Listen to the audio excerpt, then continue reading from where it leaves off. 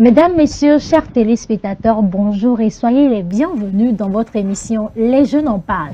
Toujours pour moi un réel plaisir de vous retrouver connectés sur les ondes de votre chaîne santé, la chaîne utile SOS Docteur TV. Pour de nombreuses femmes, pour de nombreuses filles, les menstruations sont bien plus qu'un simple inconfort. Les douleurs menstruelles peuvent être parfois invalidantes, affecter la scolarité, le travail et même le bien-être psychologique. Pourtant, aujourd'hui, elles restent toujours banalisées ou vécues dans le silence. Aujourd'hui, nous brisons le silence et nous vous parlons des dysménorrhées avec bien évidemment des femmes qui vivent, qui ont plein d'expériences, qui partageront avec vous le vécu afin de vous aider également à être utile pour vos sœurs, pour vos femmes, pour vos cousins et cousines et toutes les femmes que vous connaissez autour de vous. Alors nous sommes aujourd'hui avec un personnel de la santé, Madame Rose Adjaïssa qui est médecin. Bonjour Rose et Bonjour. Merci de nous rejoindre sur le plateau. C'est la première fois de vous recevoir et nous sommes vraiment honorés de vous avoir sur notre plateau jeune. C'est un plaisir également pour moi. Merci beaucoup Rose. Et nous sommes également avec une des habituées de notre plateau, Madame Mélodie Nadège Adiguet, présidente de l'association L'endométriose et nous. Bonjour Madame Nadège, comment vous allez? Bonjour, je vais bien et toi? Ça va super bien. C'est pour nous une grâce de vous avoir encore une fois sur ce plateau afin de discuter des choses qui nous concernent nous les femmes mais qui ne devaient pas uniquement nous concerner et qui devaient être à la limite entre un problème de santé publique et mobiliser tout le monde autour. Alors aujourd'hui nous parlons des dysménorrhées. Alors qu'est-ce que c'est exactement? D'accord. Les dysménorrhées, ce sont des douleurs à type de crampes qu'on ressent souvent au niveau du bas-ventre pendant les menstruations.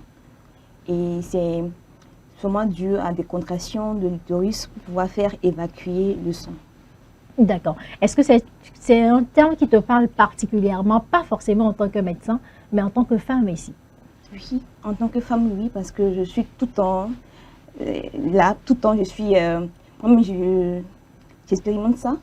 D'accord, parce que chaque mois, comme toute femme d'ailleurs, nous avons les menstruations.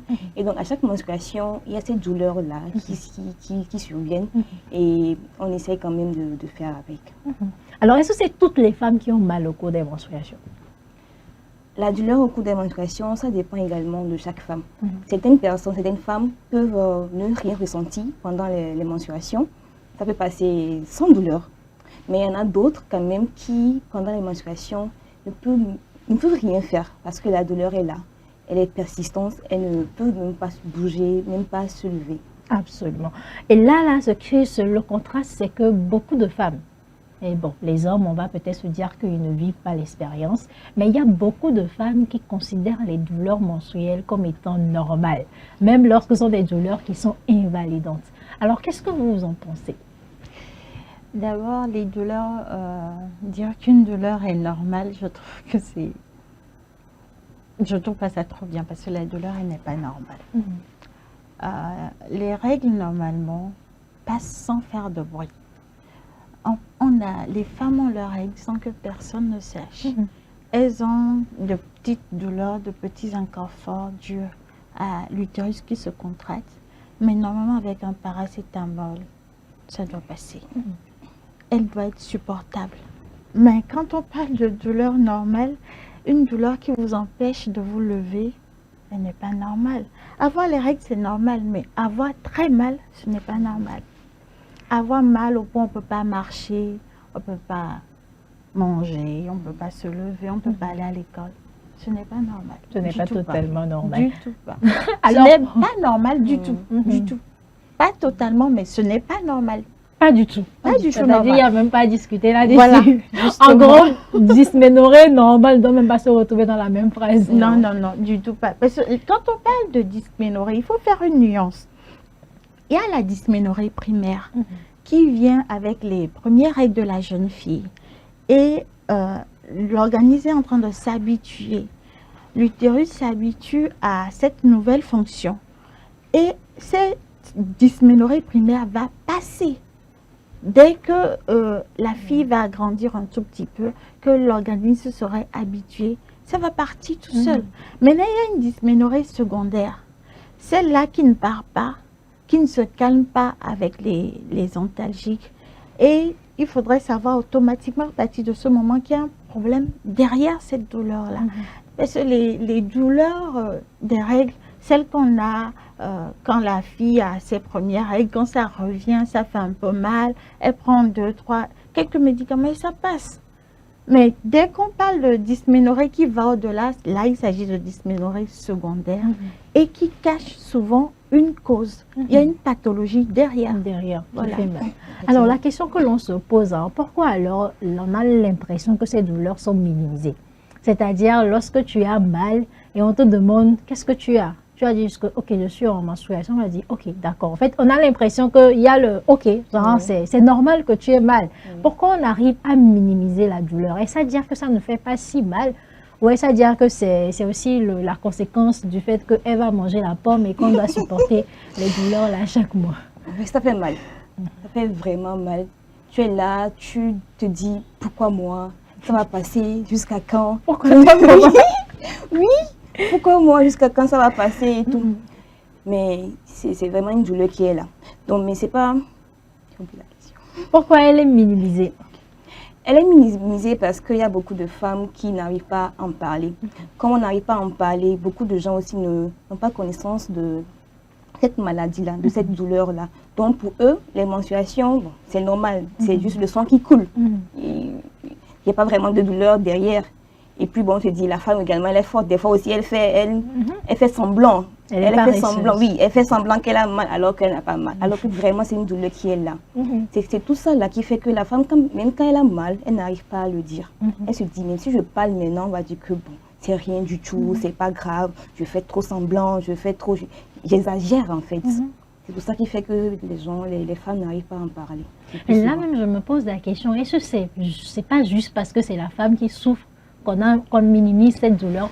Parce que même on a l'impression même que la douleur de l'accouchement, il y a des personnes qui minimisent. En fait, je ne dirais pas si minimiser est le bon terme, je n'arrive pas à trouver le terme adéquat. C'est-à-dire, on se dit que, ok, en tant que femme, voilà, c'est le terme. On banalise la douleur. On banalise la douleur de la femme parce qu'on a appris à plusieurs générations de femmes à supporter la douleur au lieu d'écouter leur corps. Depuis très longtemps, il y a le tabou autour des règles. Et ce tabou-là fait qu'on n'arrive pas à parler de ces douleurs-là. Et au-delà de ce tabou, il y a le fait qu'on pense que la douleur de la femme vient souvent de sa tête. Elle fait peut-être la chichi, c'est une douillette, alors que ce n'est pas le cas. Ce sont des douleurs vraies. Mais la plupart du temps, on pense que c'est dans sa tête et c'est ça qui fait que on n'en parle pas, on banalise cette douleur-là. Même la douleur de l'accouchement, on va te dire que si l'accouchement faisait aussi mal que ça, est-ce que des femmes vont jeter leur enfant, par exemple? On va te dire ça. Parce qu'on ne se rend pas compte que c'est douloureux. Et c'est ça, le fait que les mamans n'ont pas appris à parler de cette douleur-là, qu'elles ne sont pas arrivées à expliquer à leur enfant, à leur donner les bonnes informations, fait qu'on en arrive là, à ce qu'on banalise tout cela. Voilà. Et c'est quand même assez triste. Alors, est-ce que cette douleur-là peut arriver à affecter la qualité de vie des filles et des femmes? Effectivement. Quand tu as mal, tu es tout le temps couché, tu ne peux même plus aller au boulot, tu ne peux plus rien faire, même marcher, même manger, tu ne peux pas. Donc ça devient une douleur invalidante. Tu es tout le temps couché, tu as juste besoin que ça passe. Donc vrai, ça affecte beaucoup les femmes. Et là encore, si on prend nos jeunes sœurs qui doivent aller à l'école. À l'école, oui. Des fois même, elles arrivent elles ne vont pas. Elles s'absentent à l'école. Les profs pensent que bon, c'est juste comme ça, ils décident de ne pas venir à l'école, mais ce n'est pas le cas. C'est une douleur qui est là, elle n'arrive pas à supporter. Elle ne peut même pas se doucher pour prendre son kaki porté pour aller à l'école. Il aurait fallu qu'elle puisse se lever. Il faudrait qu'elle puisse quitter son lit d'abord avant de parler de se doucher. Oui, effectivement. Parce qu'il y a certaines douleurs qui parfois t'empêchent de te lever. Tu es en position accroupie. En attendant que la douleur passe, ou tu es agenouillé en priant que cette douleur-là passe. Donc, tu n'as même pas la force de dire que tu te lèves pour aller te doucher. Donc, il faut voir un peu ce que cette douleur-là qui t'empêche de te lever, on va dire qu'elle est normale. Elle a fait beaucoup oui. trop de choses. Oui. La jeune fille n'a plus cette capacité-là d'aller à l'école ou de s'amuser avec ses sœurs, ses frères, de s'épanouir. Elle ne peut pas. Elle est là face à la douleur. Qu'est-ce que vous voulez? Elle ne peut vraiment pas. Et quand on passe de cette étape de jeune fille à l'étape d'une jeune dame qui travaille, imaginez, elle est en pleine réunion au bureau où elle va rencontrer un client important et elle a mal tout d'un coup. Elle ne peut pas. Elle ne peut que s'accroupir un moment. Malheureusement, si ça dure, elle perd l'opportunité. Donc, c'est des douleurs qui impactent beaucoup la vie, on ne s'en rend pas compte. Une maman qui va au marché et qui ne peut pas y aller, ou elle est peut-être coiffeuse, tu dois coiffer quelqu'un et tu as très mal, tu ne peux pas travailler. Donc, c'est des douleurs qui impactent beaucoup la vie. Au-delà même de l'aspect physique, au-delà de l'aspect physiologique, c'est quelque chose également qui va impacter également leur capacité, leur productivité, comme vous venez de le dire, et aussi leur capacité financière. Voilà. Si on prend peut-être une dame qui doit fermer son atelier pendant 3-4 jours parce qu'elle a mal, ça veut dire que tout ce qui doit rentrer ne va pas rentrer. Une élève peut-être qui ne va pas à l'école 3 jours chaque mois, et peut-être que, imagine que ces 3 jours-là tombent sur un jour d'examen, c'est mais tu fais avec. Moi, quand j'allais à l'école, il y avait des fois où c'était toute une semaine, tu n'allais pas au cours, ils faisaient des examens, tu es obligé de repasser après, puisque à chaque fois, il y a papa qui appelait pour demander la permission. Mais tu faisais ton examen toute seule après. Quand c'est à l'école, mais par exemple, quand j'allais au bac, quand j'allais au bac, la veille, j'étais à l'hôpital. Le lendemain, on m'a fait une injection, je suis allée composer. À midi, je suis revenue faire une injection avant de retourner composer. Et le soir, j'ai fait pareil jusqu'à ce qu'on finisse le bac. Donc, il faut voir. À chaque fois, il faut partir pour pouvoir composer. Quand c'est au sein de l'établissement, c'est facile de te permettre de venir composer après. Mais quand c'est quelque chose qui est national, qui va te permettre après, et aller au rattrapage également, ce n'est pas chose aisée. Voilà. Donc, c'est comme ça. Tu fais avec, tu essaies de t'adapter. Au boulot, tu fais comme tu veux. Mais même quand tu as ton propre compte, tu es obligé parfois de perdre des clients, de fermer ta boutique. Moi, je ferme ma boutique 2 semaines dans le mois. Mais oui, quand maman n'est pas là pour m'aider, quand il n'y a personne pour m'aider, je ferme 2 semaines carrément. Je laisse fermer. Donc, c'est dire tout ce que ça peut faire d'avoir très mal. Ce n'est pas... Et puis encore, quand tu finis d'avoir mal, tu as le regard de tout le monde autour de toi, on sait automatiquement que toi, tu as tes règles. Ah ouais, c'est vrai. À cause du tabou qui est autour de voilà, donc c'est des douleurs qui impactent beaucoup sur le plan physique, sur le plan financier, au niveau de l'éducation, au niveau de l'emploi, mais également au niveau de ton mental. Parce que quand tu prends une jeune fille qui se pose... Elle a dit pourquoi moi tout à l'heure. Je l'ai dit également plusieurs fois. Il y a des fois où tu es là, tu te demandes, mais pourquoi? Moi, toutes mes soeurs ont eu leurs règles avant moi. Dans le temps, mes petites soeurs, les 2 qui venaient après, n'avaient pas encore leurs règles. Mais j'avais des grandes soeurs qui avaient leurs règles. Elles n'avaient pas mal. Et l'une d'entre elles, celle qui avait un peu mal, quand elle prend du paracétamol, c'est fini. Le premier jour, elle prend du para et ça va. Tu ne vois plus rien du tout. Mais moi... Avant que ça ne vienne, je suis déjà à terre. Quand ça vient, c'est ça. Et un jour après la fin, ça c'était les débuts. J'avais 11-12 ans. Ça, c'était ça. Mais tu te demandes pourquoi? Pourquoi moi? Pourquoi à chaque fois, il faut qu'on me fasse des injections? Pourquoi même avec les produits qu'on te donne, ça ne passe pas? Tu te poses cette question-là. Et plus ça évolue, plus tu te sens un poids. Là, je parle de moi, mais je parle également d'autres jeunes filles que je reçois et qui expriment le même ressenti de se voir comme un poids, de se voir comme des filles qui ne sont pas dans la norme. Donc, elles se disent anormales. Parce que la norme dans la société, c'est de supporter ces douleurs. Mais là, nous, on n'arrive pas à supporter la douleur, donc on est anormal. Donc, beaucoup d'impact à plusieurs niveaux. Oui. Et là, la question qu'on l'on se pose, hein, est-ce que vous avez l'impression que des personnes arrivent à comprendre, y compris également des femmes? Est-ce qu'on arrive à comprendre que voilà, au cours des menstruations, c'est normal qu'on puisse avoir mal, on puisse peut-être avoir besoin même d'un temps de répit, même si c'est pas forcément aller prendre des injections, si je veux juste me reposer. Est-ce qu'on arrive à comprendre cela, que ce soit au niveau du cercle familial, à l'école ou au travail? Au niveau du cercle familial, je dirais que non. C'est pas tout le monde qui arrive à nous comprendre. Parce que comme on vient de le dire, pour eux, la douleur, c'est normal, il faut supporter, c'est juste les règles, ça va passer. Mais c'est la fille même qui ressent la douleur, qui sent réellement ce qu'elle ressent. Comment elle n'arrive pas à faire ses devoirs, comment elle n'arrive pas à bouger, c'est elle-même qui sait. Parce que aussi longtemps, comme je viens de le dire, on n'en a pas assez parlé. Les gens même ne connaissent même pas ce qu'on appelle dysménorrhée. Parce que pour eux, c'est juste le sang qui sort. Parce qu'ils ne ressentent pas la douleur que la fille ressent pendant ses menstruations.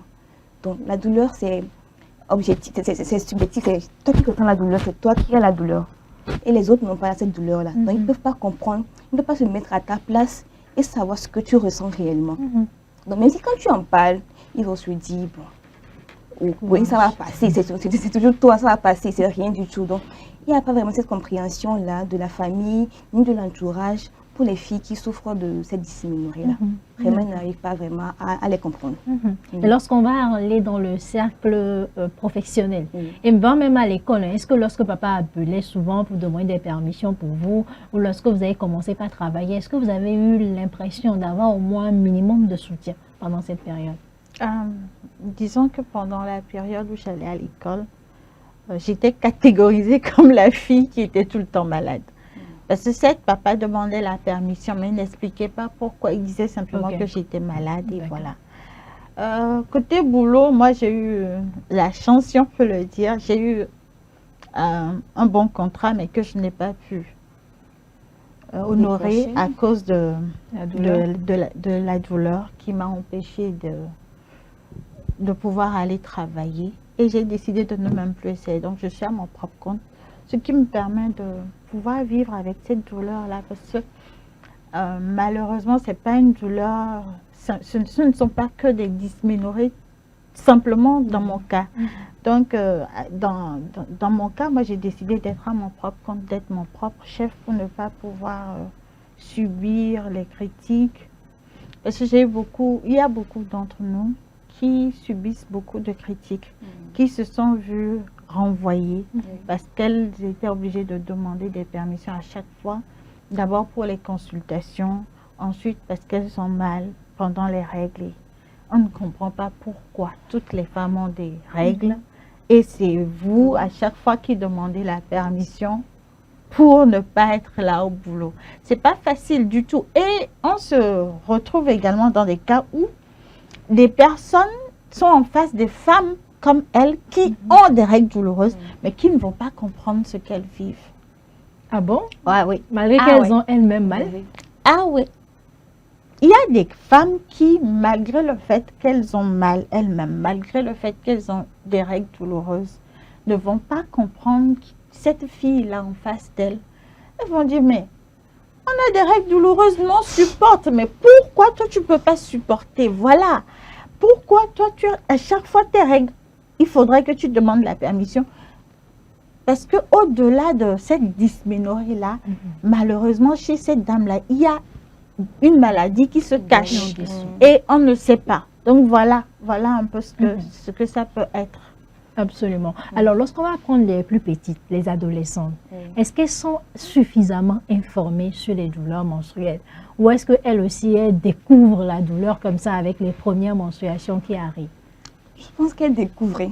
Parce que l'éducation sexuelle dans nos milieux, ce n'est pas vraiment ça. Nos parents, maintenant ça va encore un peu mieux, mais avant, c'est vraiment tabou. Parler des règles dans la famille, c'est vraiment un truc tabou. Tu as tes règles. Bon, tu ne sais même pas c'est quoi les règles. Un jour, tu es là et puis il y a le sang qui sort. Tu te poses 1000 questions à la fois. Et c'est après, on va te dire, ah, maintenant tu es femme et tout. Mais la douleur qui accompagne ces menstruations-là, on ne t'en parle pas. On ne te dit rien par rapport à ça. Donc toi aussi, tu es là, tu vis seulement. Tu vis la douleur. Pour toi, c'est un truc bon, c'est les règles, donc avec les règles, il y a la douleur. Donc, c'est les deux qui vont de pair. Donc, quand j'ai mal, c'est que j'ai mes règles, j'ai mal. Donc, ça va. C'est ce que les parents, bon, pour eux, c'est ça. Mais alors que c'est pas vraiment ça. La douleur, normalement, ne doit pas être vraiment un truc qui t'empêche de faire des choses. D'accord? Donc, dans la famille, comme je viens de le dire, on n'en parle pas assez. Même dans la communauté aussi, ils n'ont pas vraiment l'information. Les jeunes filles, des fois, c'est à l'école qu'on fait les cours sur la sexualité, bon, la reproduction. Elles sont au courant que bon, il y a ça, à tel âge, je peux commencer par avoir les menstruations et aussi la douleur peut l'accompagner. Sinon, sans ça, elles ne découvrent pas. D'autres même, ils évoluent même à l'âge adulte avant de se rendre compte que vraiment, il y a telle maladie. Par exemple, les douleurs atroces, pour elles, c'était des trucs pour toutes les femmes, alors que ce n'est pas le cas. Donc c'est à l'âge adulte, mais qu'elles découvrent que ça, ce que je vivais avant, c'était vraiment une maladie et qu'il fallait vraiment prendre ça au sérieux. Donc je dirais qu'on peut encore mieux faire pour sensibiliser nos jeunes sœurs qui arrivent déjà à la base pour leur dire, vraiment, arrivé à certain âge, vous aurez ça, c'est les menstruations. Il peut y avoir des douleurs, mais quand cette douleur va devenir très insupportable, il faut en parler, parce que c'est pas vraiment normal, c'est pas normal. C'est pas normal, c'est pas totalement normal. Alors, comment on peut arriver à différencier une douleur simple, une douleur, je dirais, simple quand même, c'est quand même banaliser, banaliser la douleur que quelqu'un ressent, mais avant même de poser la question, c'est là aussi qui sont l'aspect subjectif.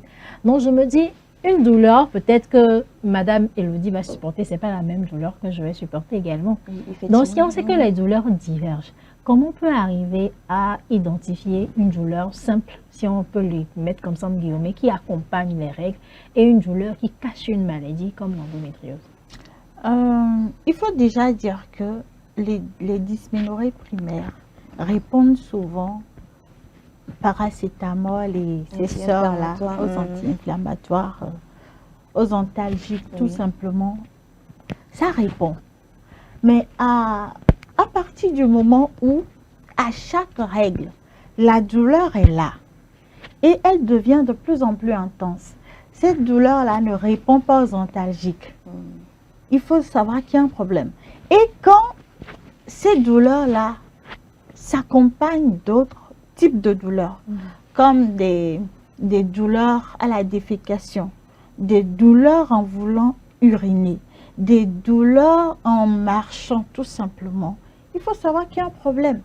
Dès que ces douleurs-là s'accompagnent d'autres signes comme des règles très très abondantes, des cycles très courts, il faut se dire qu'il y a quelque chose qui ne va pas. Ça doit nous alerter. Ça doit nous dire que la fille a un problème. Il y a forcément une maladie qui se cache. Ça peut être l'endométriose comme toute autre chose. Mais il y a quelque chose qui ne va pas. Il y a quelque chose qui ne va pas dès que la fille a des douleurs très intenses qui l'invalident, c'est qu'il y a un problème.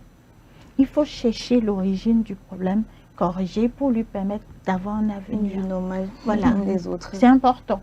C'est important. Donc, déjà des douleurs qui reviennent à chaque règle et qui s'accompagnent d'autres types de douleurs. Des douleurs qui évoluent en intensité avec le temps. Et ces douleurs-là qui ne passent pas avec les antalgiques usuels, c'est qu'il y a vraiment matière à chercher. D'accord. Voilà. Mais est-ce que pour des personnes qui sont naturellement sensibles, est-ce que des fois ça peut aussi fausser le diagnostic? C'est-à-dire la personne, elle a horriblement mal. C'est-à-dire, juste au cours des menstruations, peut-être elle n'a pas des douleurs au cours de la défécation ni au cours des rapports sexuels, mais elle a horriblement mal. Est-ce qu'elle peut se dire que voilà, il faut que je parte chercher les causes, ou elle va se dire que bon, peut-être c'est moi, je suis hypersensible, parce que bon, quand elle se stresse aussi, elle a mal, quand on la pince un peu, elle a mal. Des personnes qui sont hyper allergiques. C'est vrai qu'il y a des personnes qui sont hyper allergiques, mais quel que soit le type de personne devant laquelle vous vous trouvez, dès qu'il s'agit des règles, il faut dire qu'il y a cette habitude que nous n'avons pas. Les premières règles, elle l'a dit tout à l'heure, on n'en parle pas vraiment. Les jeunes filles découvrent. Et on n'a pas cette habitude-là de les envoyer vers un gynécologue pour voir déjà dès les premières règles si tout va bien. On n'a pas cette habitude-là. Si on avait cette culture d'envoyer nos jeunes filles, nos jeunes sœurs, vers le gynécologue dès les premières règles, avec le suivi, lui pourrait dire, celle-là va bien, celle-là, elle a un problème. Il peut le dire. Oui. Mais si on ne le fait pas et qu'on pense qu'elle est douillette, il y aura toujours un problème. Donc, il vaut mieux éviter tous les problèmes en envoyant votre fille déjà dès les premières règles vers un gynécologue. Parce que c'est lui qui pourra vous dire votre fille va bien. Si elle a une synéchie ou si elle n'a pas, si elle a une endométriose ou pas, ou si elle a autre chose. Il est le seul à pouvoir vous le dire le plus tôt. Étant donné que tout ça, si on prend très tôt, c'est mieux. Et c'est vraiment important de le faire comme ça. Mais ce qu'on remarque, c'est que nous, les filles, nous sommes devenus des Avengers. On préfère des fois même dire à ta copine que tu as mal. On préfère garder le silence plutôt que peut-être de chercher une solution simple, etc. Et ça veut dire que nous-mêmes, nous avons honte de nos douleurs menstruelles, voire même de nos menstruations. Je dirais que certaines, oui. Elles ont honte de ce que l'autre va penser, de ce qu'elle va lui dire. Elle va lui dire peut-être qu'elle en fait de trop. Oui. Donc, elle préfère garder ça pour elle-même et trouver une solution. Peut-être même vivre ça même dans le silence pour que personne ne sache. Mais ce n'est pas l'idéal. Ce n'est pas l'idéal. Idéalement, il faut en parler. Il faut discuter. Dès que ça devient de trop, même pas de trop, même tu ressens la douleur, il faut en parler. La douleur, ce n'est pas un truc qu'on doit accepter comme ça. C'est pas normal comme c'est pas normal. Dès que ça arrive, il faut en parler. S'il y a une solution, on va trouver ça ensemble. Ah oui, c'est très, très important. Il faut écouter son corps. C'est le plus important dans tout ce qu'on dit. Parce que la douleur, c'est un signal que le corps donne pour dire que quelque chose ne va pas, que quelque chose se passe. Mais on ne l'écoute pas. Vous n'écoutez pas votre corps, vous vous dites que ça va passer. Il faut écouter son corps. Il faut écouter le signal que votre corps vous donne pour vous dire que ça ne va pas. Ce n'est pas quelque chose dont il faut avoir honte. Moi, à un moment donné, je préférais cacher ma douleur parce que je me sentais de trop. Comme un poids. Et je prenais des médicaments tout le temps. Je prenais diclofénac là, comme si c'était bonbon, juste pour pouvoir supporter la douleur, aller à l'école comme tout le monde. Mais je n'aurais pas dû, parce que ce faisant, je me suis créé de l'ulcère. Effectivement. Mais malheureusement, on ne s'en rend pas compte. Tu ne veux pas que les autres sachent que tu as mal. Et tu te crées un autre problème pas derrière. Ça t'avantage en rien. Je le dis à toutes les jeunes filles qui sont de l'autre côté, aux mamans, au papa également. Quand la fille a mal, il faut l'écouter, il faut écouter le corps, demander, chercher à savoir ce qui ne va pas, plutôt que de l'amener à se renfermer sur elle-même, à chercher des solutions par elle-même. Ça n'arrange rien. Ça ne fait qu'aggraver. Moi, je ne voulais pas être la budgétivore, celle qu'on amène tout le temps à l'hôpital, celle qui, pour qui on est obligé de demander la permission tout le temps. Je prenais des médicaments tout le temps. On m'appelait la pharmacie ambulante ou la poule parce que je ne faisais que ça. Mais pourquoi? C'est pour supporter la douleur, pour ne pas que les autres, même à la maison, surtout mes soeurs, parce que finalement on dit c'est la chouchou de papa, mais c'est pas vrai. Il y a personne qui veut vivre avec la douleur, il y a personne qui prend plaisir à vivre avec la douleur. Il n'y a aucune jeune fille comme ça, je vous assure. Aucune d'entre on veut bien être chouchou de maman, chouchou de papa, mais aucune d'entre nous ne veut être chouchou dans ce sens-là. Ah oui, absolument pas. Donc, c'est important de ne pas avoir honte. Vous n'avez pas décidé d'avoir mal, vous n'avez rien fait. Vous n'avez pas demandé au ciel d'avoir mal ou d'avoir des règles douloureuses, une dysménorrhée ou de l'endométriose. Il faut oser écouter son corps et dire non, ça ne va vraiment pas, il y a quelque chose qui cloche. Au lieu de rester enfermé, ça retarde le diagnostic également. Parce que le fait de prendre des médicaments tout le temps pour cacher votre douleur ne fait que retarder la recherche de ce que vous avez réellement. On ne saura pas ce que vous avez parce que vous vous cachez. Non, il faut dépasser ce stade de honte, ce stade de jugement, de peur du regard des autres. Il faut dépasser ce stade-là. Et il faut déjà que les parents arrivent à s'asseoir avec leurs enfants pour leur expliquer. On était à une sensibilisation il y a 2 jours Et j'ai eu au moins 3 ou 4 jeunes filles qui se sont rapprochées de moi pour savoir, Tata, s'il te plaît, j'ai eu mes premières règles, ça s'est arrêté, c'est revenu avec des douleurs, est-ce que c'est normal? Est-ce que ça va continuer comme ça? Il y a une autre qui dit, mes règles sont venues et elles ont fait 3 mois, elles sont parties, elles sont revenues, elles ont fait 6 mois. Elles se posent des questions, elles n'ont pas les réponses à la maison. Elles vont poser les questions ailleurs, elles n'ont pas les réponses, les vraies informations. Mais quand tu vas poser le problème à une autre de tes amies, elle va te dire non, moi je prends tel autre produit qu'une dame vend au bord de la voie et ça va te causer d'autres problèmes, tu ne sais même pas. Faisons attention à tout ça. Je pense que c'est parce qu'elles n'ont pas l'information, qu'elles pensent que c'est normal, que c'est ce qui doit être, c'est ce qui est normal. Je pense qu'on doit maintenant accentuer une sensibilisation dès le bas âge, pour qu'elles aient l'information qu'à un moment, dès que ça commence, il faut en parler et pour consulter. Voilà. Et je pense aussi qu'en parlant d'information, il faut quand même qu'on leur explique pourquoi ils ont mal. Oui, effectivement. Pourquoi on a mal? Parce que lorsqu'on urine, on n'a pas mal. Lorsqu'on défèque, on n'a pas mal. Lorsqu'on vomit, on n'a pas mal. Pourquoi au cours des menstruations, le sang ne peut pas juste couler normalement et qu'il faut que cela s'accompagne de cette douleur chez certaines qui peuvent être invalidantes chez d'autres? La douleur qu'on ressent pendant les menstruations, c'est l'effet de la prostaglandine. C'est l'hormone-là qui stimule la contraction du muscle utérin pour pouvoir faire évacuer le sang. Parce que s'il n'y a pas cette contraction-là, le sang risque de s'accumuler, de rester en fait dans l'utérus, et ce qui n'est pas bon. Donc il faut que l'utérus se vide des débris de l'endomètre là pour que ça puisse partir. Donc c'est la prostaglandine là qui entraîne cette douleur qu'on ressent pendant les menstruations. Donc c'est juste parce que l'utérus se contracte que les personnes ont mal jusqu'à, c'est comme ils vont mourir. Effectivement, juste pour faire passer le sang de l'endomètre vers l'extérieur. Ok, d'accord. Mais quand je prends la même question, que je reviens dans le cas d'une endométriose, par exemple, ce n'est pas la même chose. La douleur qui va au-delà, parce que là, c'est une dysménorrhée secondaire qui est un symptôme de l'endométriose et non une cause. C'est l'un des symptômes de l'endométriose. Cette douleur-là ne serait pas due seulement à la trop grande contraction du muscle utérin, mais à la présence de cellules semblables à l'endomètre en dehors de l'utérus et qui vont réagir de la même façon, provoquer de l'inflammation et voilà. Donc, la douleur, elle est là pour les règles. Quand on parle de dysménorrhée, la douleur pendant les règles, là, il faut déjà savoir que, on doit déstructurer cette normalisation de la douleur. Il faut qu'on arrive à déconstruire cette idée qui existe depuis des millénaires et qui nous dit que avoir mal pendant les règles, c'est normal. Donc, tu exagères. Il faut qu'on arrive à déconstruire ça au niveau de toute la culture africaine. Il faut qu'on arrive à enlever ce passage-là. Parce que ce n'est pas normal d'avoir mal. Du tout pas. Ce n'est pas du tout normal. Comme l'un de nos médecins aime bien le dire, les règles qui font du bruit, ce n'est pas normal. Ah oui, c'est ça. Ce n'est pas normal. Ce n'est pas du tout normal.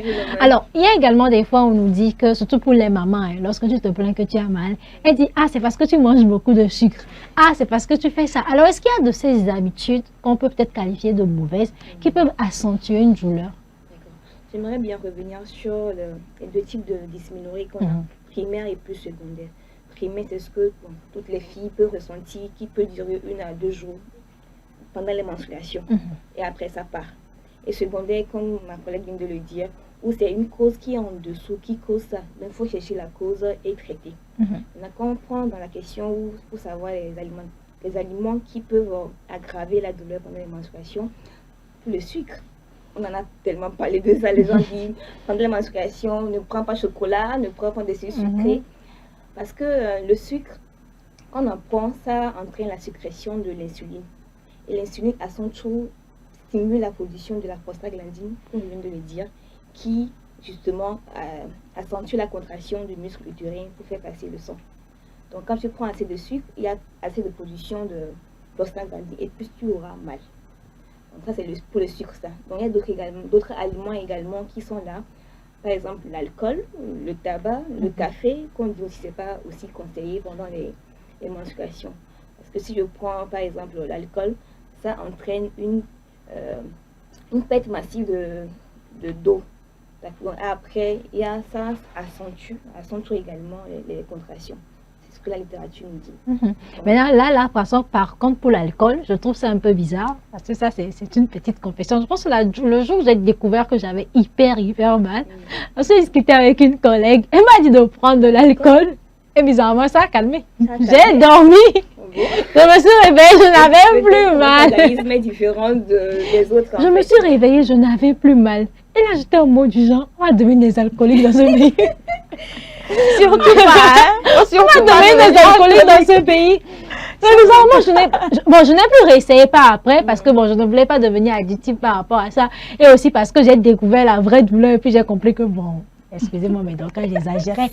Non, pardonnez-moi, mais j'exagérais avant. Jusqu'à avant que je ne découvre Madame Elodie, j'exagérais. Là, quand je me rends compte qu'on n'a pas le même niveau de douleur. Mais là, non, mais même si on n'a pas le même niveau de douleur, j'aime pas t'entendre dire que tu exagères parce que tu ressens une douleur qui est vraie, qui est propre à toi. C'est vrai. Moi, j'ai des douleurs où je m'évanouis parfois. C'est vrai. Mais cependant, ta douleur, elle est vraie. Donc, tu ne l'exagères pas. Voilà. Donc, quand on dit faut prendre l'alcool, pardon, je vous en prie, n'allez pas prendre de l'alcool pour faire passer une douleur. Parce que c'est vrai. Moi, j'aime à dire ceci. Les douleurs, qu'il s'agisse de la dysménorrhée primaire ou d'une dysménorrhée causée par une maladie comme l'endométriose, le sucre nourrit cette douleur-là. Plus tu lui donnes à manger, plus tu auras mal.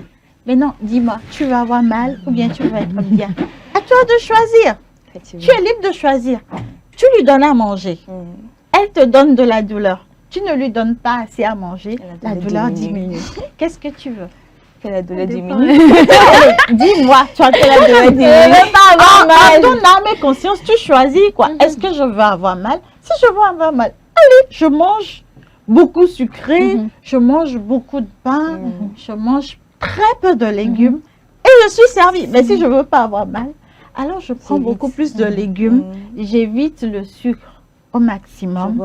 J'évite les produits laitiers dans la période là. Je bois beaucoup d'eau et j'essaye de marcher un tout petit peu. Voilà. Si j'arrive. Oui, parce que si j'y arrive. Et surtout, moi, j'ai cette habitude-là. Je ne me force pas à marcher quand j'ai mes règles, quand j'ai des crises d'endométriose, du tout pas. Mais je marche quand ça va bien. Dès que ça va, que je peux marcher, je fais l'effort de marcher le plus possible. Et on ne s'en rend pas compte, ça nous aide beaucoup. Ça aide beaucoup. Donc il faut, je ne vous dis pas d'aller, quand tu peux même pas mettre un pied par terre, comment tu peux aller marcher? Tu ne peux pas marcher dans ce cas-là. Donc c'est quand ça va, il faut quand même marcher. Mais il ne faut pas attendre que les règles soient là avant de dire j'arrête. Non, tout au moins 3-4 jours avant. Tu arrêtes tes sœurs, sucreries, chocolat. Voilà. Et mais pour celles qui ont de l'endométriose, je vous en prie, il faut faire l'effort de diminuer au maximum. Voilà. Mais ça fait plaisir de temps à autre. Voilà. Ça ne gêne pas. Mais tout ce qui va contre votre corps, l'alcool et ses sœurs, arrêtez. Il faut arrêter, c'est très important. Alors, vous avez même commencé par partager avec nous quelques astuces, comme le fait de manger plus de légumes, d'éviter le sucre, etc. Il y a également, et c'est ce qui existe d'autres habitudes de vie, il y a des gens qui nous disent que pour certains, il faut mettre des coussins chauds, pour d'autres, il faut mettre la glace, comme pour les médecins disent le vessie de glace, etc. Finalement, c'est le chaud, on doit prendre, c'est le froid, on doit prendre. Ça dépend du type de douleur. Moi, par exemple, il y a des moments où le chaud fonctionne bien. Et il y a d'autres moments où le froid fonctionne mieux. Donc, il faut varier. Moi, c'est ce que je fais et c'est ce que je préconise d'ailleurs. Le chaud, c'est pour détendre, pour permettre au sang de sortir facilement sans qu'il y ait trop de contraction. Maintenant, le froid, à des moments donnés, certaines douleurs pendant les règles ne sont plus à cause de cette contraction. Parfois, il y a des atteintes au niveau des nerfs quand on parle de l'endométriose. Et moi, j'ai remarqué que, par exemple, quand j'ai très très mal, que je mets une vessie de glace, surtout au niveau du bas du dos, quelque temps après, la douleur s'amenuise. Ça ne veut pas dire qu'elle passe. Il faut quand même que tu prennes des antalgiques et autres. Mais ça se calme un tout petit peu. Donc moi, je prends compte tenu de quel type de douleur j'ai. Mais ce qui est conseillé par rapport aux jeunes filles, quand il s'agit de dysménorrhée, tout simplement, c'est de mettre une bouillotte d'eau chaude. Et s'il n'y a pas de bouillotte, tu prends un bidon, tu mets l'eau chaude dedans, tu mets dans une serviette, tu déposes sur ton ventre. Au cas contraire, tu vas à la douche avec un grand seau d'eau chaude et une serviette, tu l'appliques. Mais oui, moi je le fais souvent, tu l'appliques. C'est comme ça que ma maman m'avait fait les premières fois. Elle prend le seau, elle t'amène à la douche. Et bon, voilà. Donc, tu prends ton seau, tu vas à la douche, tu mets une serviette dedans, tu appliques sur ton ventre jusqu'à ce que tu sentes une amélioration. Et là, tu reviens avec ta serviette que tu gardes. Là, ça te permet d'être un peu plus détendu et tout ça. Et en dehors de ça, il faut aussi respirer avec le ventre. Il faut apprendre à respirer, à se relaxer pour également diminuer les douleurs. C'est très important. Et lorsqu'on parle de ces astuces-là aussi, il y a beaucoup de cocktails qui passent par ici. On entend tout le temps que non, si tu as les douleurs menstruelles, il faut venir acheter ça, il faut venir acheter ça. Lorsque vous entendez ça, est-ce que vous y croyez? Ou est-ce que, quelle est votre lecture de la situation? Parce que beaucoup de femmes en raffolent. Moi, je connais des femmes qui ont fait des expériences de différentes lotions qui existent, mais rien ne marche. Déjà, mais on ne connaît pas ce qui constitue ces potions-là, jusqu'à donner notre avis là-dessus. Idéalement, c'est de pratiquer tout ce qui est hygiène, comme on vient de le dire, le sport, se reposer, la bouillotte, et ça va se passer. Les médicaments, si c'est paracétamol ou bien anti-inflammatoire, et que tu prends, ça passe, il faut prendre ça. C'est idéal, c'est ça qu'il faut prendre. Au lieu de prendre autre chose dont tu ne maîtrises pas la constitution, ça peut encore peut-être créer d'autres problèmes après. Donc, c'est ce qu'on connaît, qu'on fait. Qu'on utilise, c'est très important. Et j'aime bien à dire que souvent, on se lance dans ce genre d'achat parce qu'on est désespéré. Désespéré, oui. On ne sait pas ce qu'on a, on ne sait pas pourquoi on a mal, pourquoi ça ne passe pas avec les produits de la pharmacie. Alors là, on se réfère à la médecine traditionnelle. C'est vrai, il y a des plantes en médecine traditionnelle qui aident à soulager les dysménorrhées, surtout quand ce sont des dysménorrhées primaires. Ok. Il y a des plantes qui vont calmer la douleur. Ça ne veut pas dire qu'elle ne va pas revenir. Par exemple, quand on parle de l'ortie piquante, tu fais une infusion d'ortie, ça va diminuer la douleur. Tu fais une infusion de gingembre, ça va diminuer la douleur. Tu sais ce que tu as en face de toi. Maintenant, pardon, quand tu vas prendre un mélange, oui, là, il faut qu'on soit d'accord, quoi. Quand tu vas prendre un mélange dont tu ne connais pas l'origine, quand ça va aggraver ton cas, ou que ça va ton foie terrain et autres plus tard, il faut faire vraiment très attention. C'est vrai, il y a des solutions naturelles qui fonctionnent pour soulager la douleur. Il y en a. Mais ce n'est pas n'importe quoi, n'importe qui. Et même au niveau de la médecine traditionnelle, il y a des gens qui sont reconnus en tant que tradithérapeute. Donc, on ne se lève pas pour aller voir n'importe qui pour se soigner. Et même quand tu vas voir un tradithérapeute qui est réellement un tradithérapeute, il va te demander si tu es allé à l'hôpital. Qu'est-ce qu'ils t'ont dit à l'hôpital? Si tu as les résultats de tes analyses avant de te dire quoi prendre ou pas. Donc, s'il vous plaît, attention. C'est très, très important parce qu'en matière de dysménorrhée, il y a beaucoup de mélanges qui se font. On voit des femmes désespérées, comme vous le dites, qui pratiquent cette automédication-là, qui ont des conséquences désastreuses sur eux. Et maintenant également, sur le plan médical, est-ce qu'il y a quand même des solutions efficaces pour soulager ces douleurs des femmes? Effectivement, il y en a, comme je viens de le dire, il y a les antalgiques. Le paracétamol simple, même des fois, peut calmer la douleur. Ou bien des fois, l'anti-inflammatoire non stéroïdien. Ibuprofène, qu'on prend le plus souvent. Ça peut également soulager la douleur. Mais nous sommes en train de voir comment inhiber la production également de la prostaglandine avec d'autres éléments pour pouvoir également faire diminuer la douleur pendant les menstruations. Je pense même que ça doit être ça. Il faut qu'on aille traiter même la cause. Si on peut avoir même menstruation sans qu'il y ait contraction. Des fois même, ils font des traitements hormonaux également. Ils prennent les progestérone, oui, qui utilisent également pour le traitement. Donc, je pense qu'il y en a beaucoup qui sont là, qui sont là. Donc, idéalement, venir d'abord à l'hôpital, on vous précise ce qu'il y a ici. Ça ne marche pas. Bon, ça va marcher. Ça va marcher. Ça va marcher. Sauf si c'est l'endométriose. Ça ne marche pas. Si ça ne marche pas, il faut savoir qu'il y a quelque chose d'autre derrière. Voilà. Ça peut être l'endométriose ou une autre pathologie, mais il y a forcément quelque chose derrière. Il faut aller Si on vous donne, si vous allez voir le gynéco et qu'il vous met sous un produit et qu'après 3 mois, vous retournez que ça ne marche pas, automatiquement, lui, il saura qu'il y a quelque chose qui va. Voilà. D'accord. Alors, quel est le rôle des parents, quel est le rôle des tuteurs, voire même des enseignants et des collaborateurs dans l'accompagnement des femmes et des filles qui souffrent de ces douleurs menstruelles? Pour les parents, il faut déjà discuter avec leurs filles, les comprendre également la douleur qu'elles ressentent. Et les accompagner, être un soutien permanent pour les enfants. Si l'enfant dit qu'elle a mal, ne pas seulement dire, bon, va prendre le médicament, il va te coucher là-bas.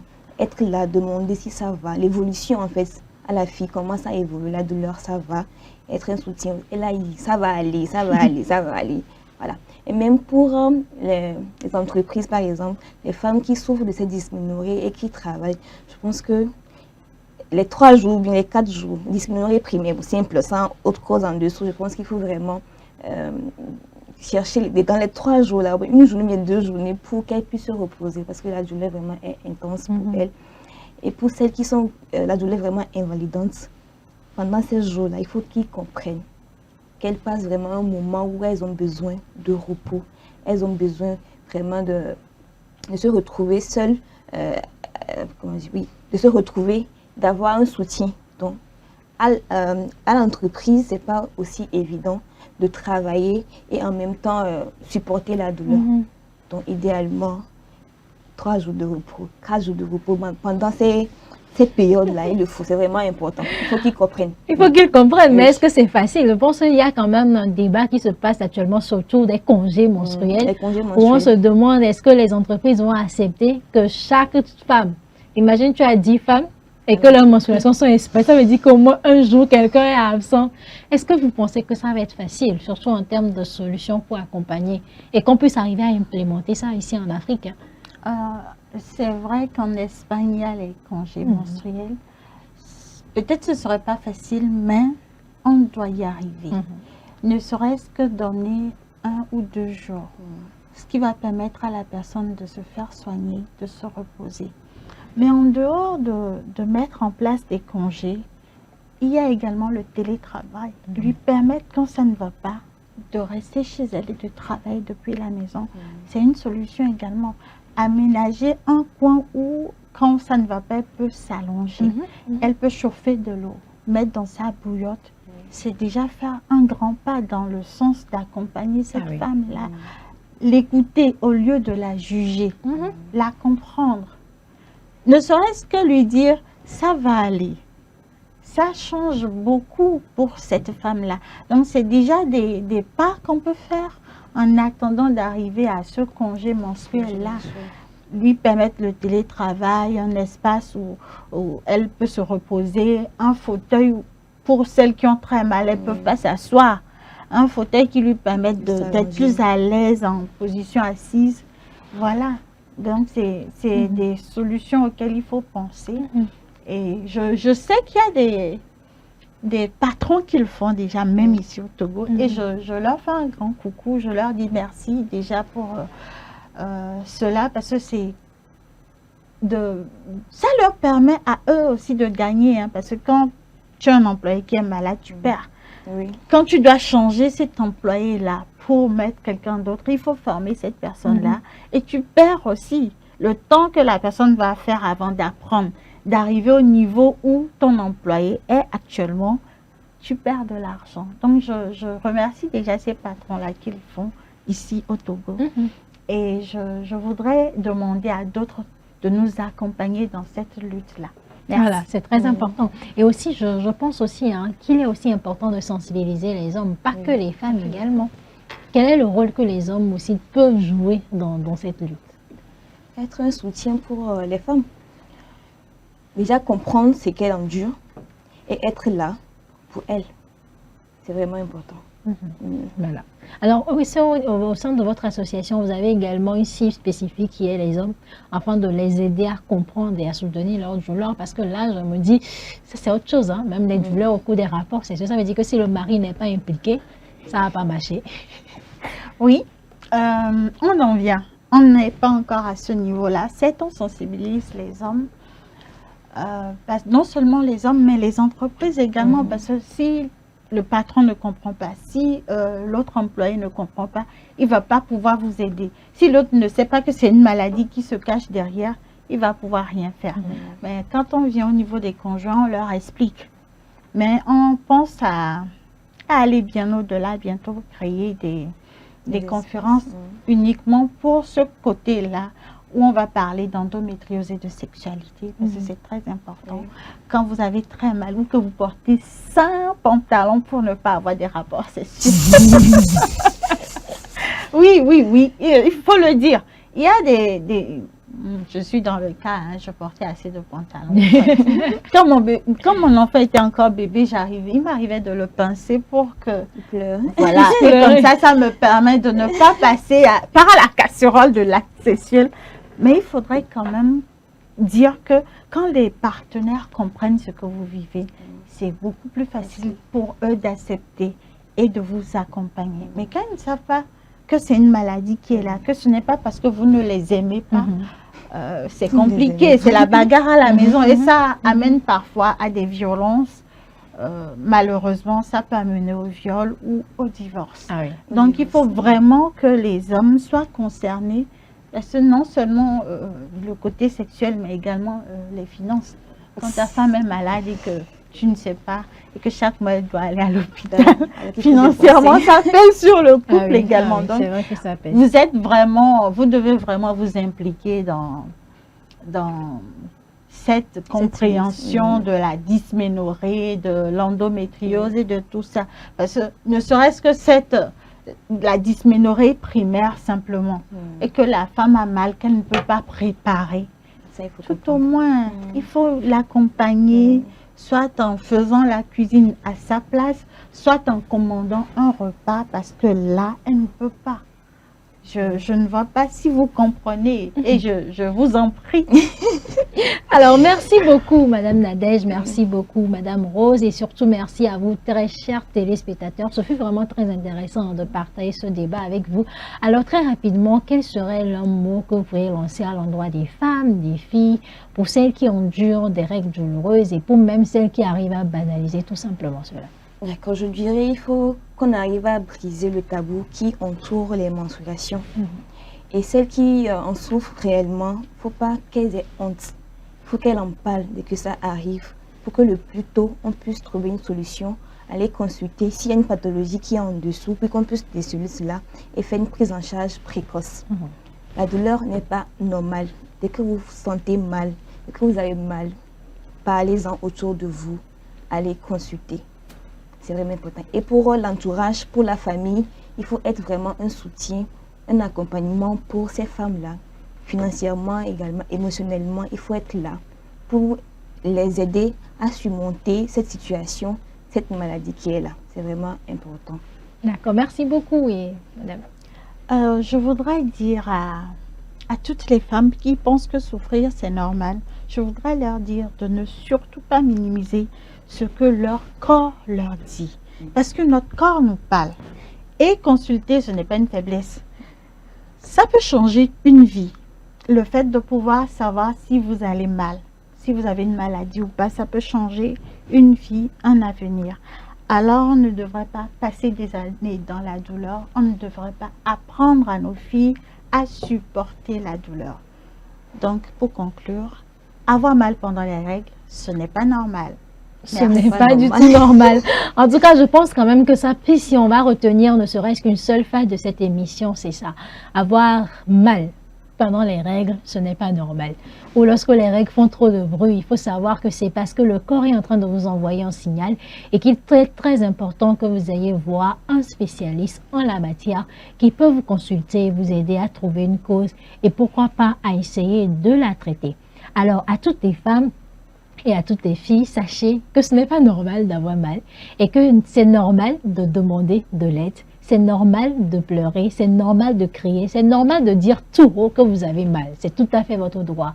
Et c'est maintenant le devoir de vos parents, de votre famille, d'être pour vous un soutien, un allié fidèle durant ces périodes. Prenez soin de vous et on se retrouve la semaine prochaine pour un autre numéro.